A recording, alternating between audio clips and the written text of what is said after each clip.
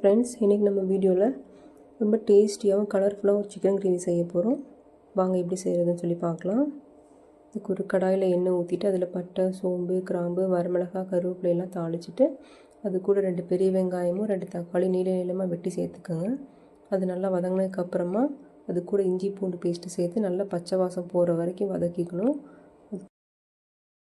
அப்புறமா அது கூட கழுவி வச்சுருக்க சிக்கனையும் சேர்த்துக்கலாம். சேர்த்து நல்லா கிளறி விட்டுக்கணும். அதுக்கு தேவையான அளவு உப்பையும் சேர்த்துக்கலாம். உப்பு சேர்த்தா தான் நல்லா கறி நல்லா தண்ணி விட்டுட்டு நல்லா வேகும்.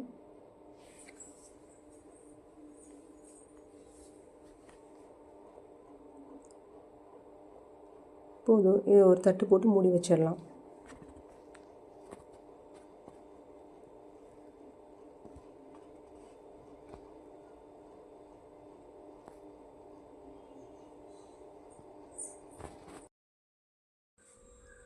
பாருங்கள், கறி நல்லா தண்ணி விட்டுருச்சு, பாதி வேகவும் செஞ்சிருச்சு.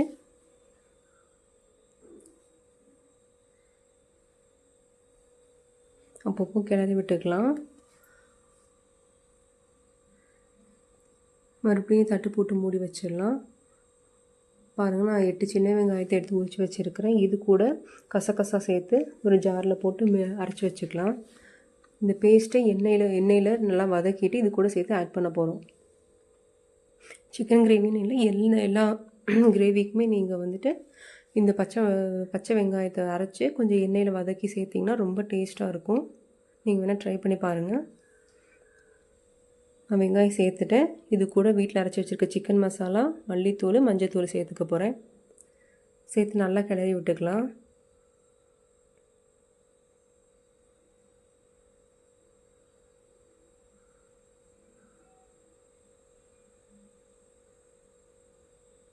நல்லா எல்லாம் மிங்கிள் ஆகட்டும்.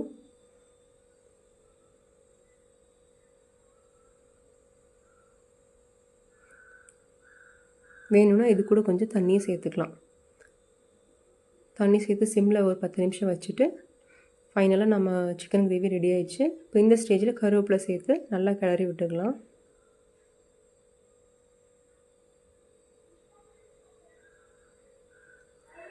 நல்லா கருவேப்பிலை மணம் வருது.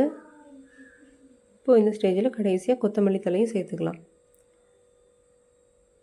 பாருங்கள், எண்ணெய் நல்லா மேலே தெளிஞ்சு வந்துருச்சு. நமக்கு டேஸ்டியான சிக்கன் கிரேவி ரெடி ஆயிடுச்சு.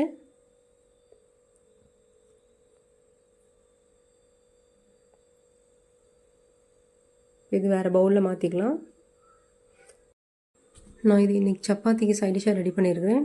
நீங்கள் ரைஸ், இட்லி, தோசை, சப்பாத்தி எல்லாத்துக்குமே ட்ரை பண்ணி பாருங்கள்.